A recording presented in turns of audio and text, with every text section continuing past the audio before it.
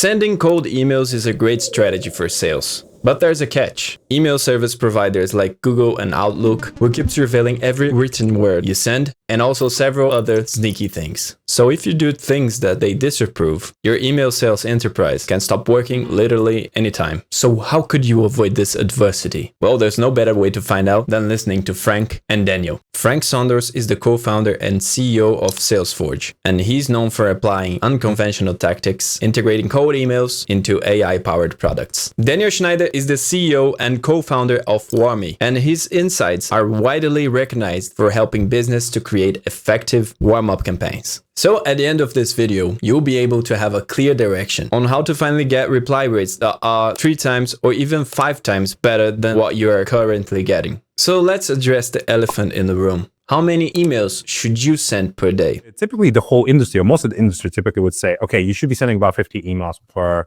inbox or per mailbox per day. But according to you, Daniel, I believe you can send a lot more emails. Can you maybe elaborate maybe on this part, how you're able to achieve that, why, you're able to send more? Like what does it have to do with? Yeah, so I think it's a myth that you can send only 50 emails per inbox per day. In general, the email provider can allow you to send much more, right? So in Gmail, you can send G Suite, you can send 2,000. If you have your own infrastructure, you can send as much as you want. You can show Google that you are a good sender. We have users sending millions a month, millions of emails a month. So how is it possible? When the user show that he's sending good emails, people interact with the emails, you can send more. Why you're limited to 50? You can send 200, 500, etc. Okay, the industry standard of 50 emails per day is a myth. You can send much more as long as you warm up your list and send positive interactions. But how many emails should you send in a sequence? What I'm trying to say, send just maximum 3 emails in a sequence.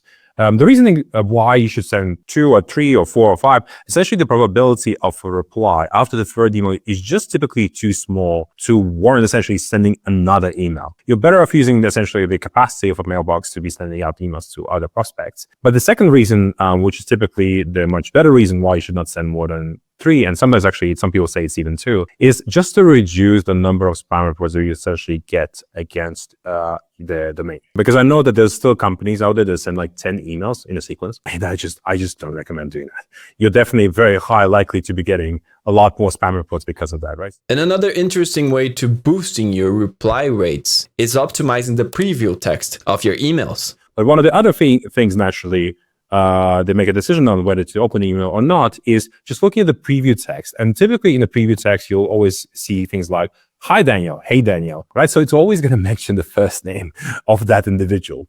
And what if you could write the email, or you could start an email in a very different way and do the same thing as actually with cold emails. So maybe just start it very differently. And by doing so, actually, you're interrupting the pattern, and essentially you are potentially, there's more likelihood essentially the person maybe opening your email. So always think about optimizing your preview text. Okay, that's cool. And what does open rates can tell about a cold email outreach campaign? Why would you say, why someone should not track open rates?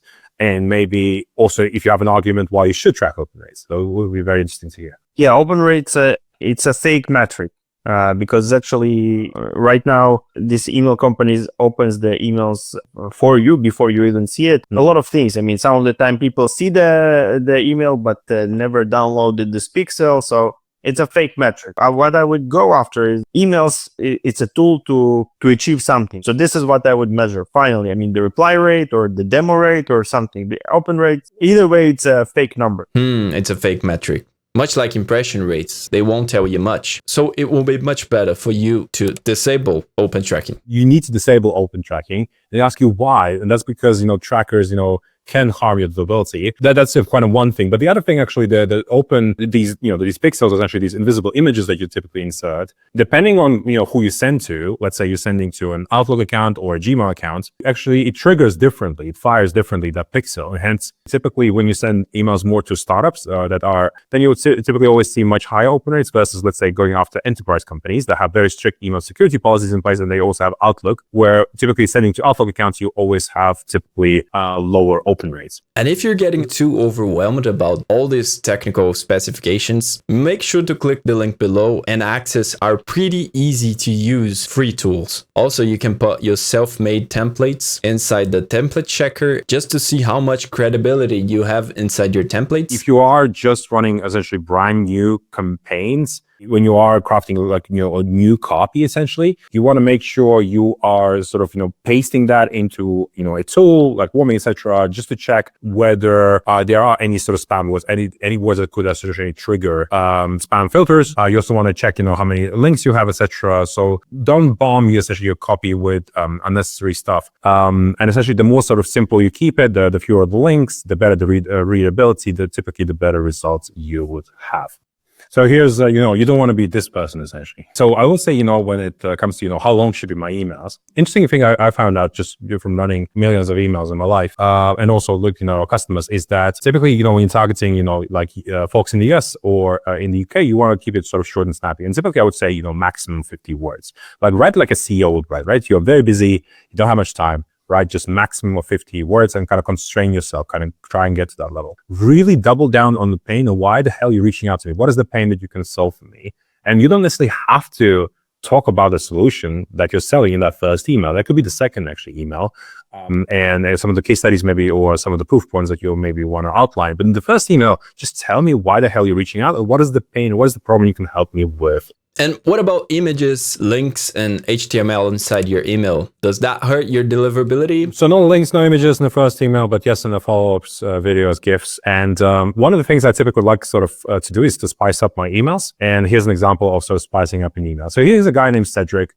Cedric is just a cool dude in sales. I just used him. Essentially, you can craft what I call programmatically unique sort of memes, GIFs, etc., to your prospects. Because the goal, just generally that you have in sales and the marketing, is to educate your audience, but also to entertain them also along the way. But so you may be talking about a problem in the email that you're trying to solve, but there's no response. And then, you can make somebody's day, to convert them essentially somebody's day by just sending a funny GIF or funny meme, etc. So that can also trigger people. And then it really depends on the audience, really. So if you're going after, I don't know, lawyers, I would probably not do that.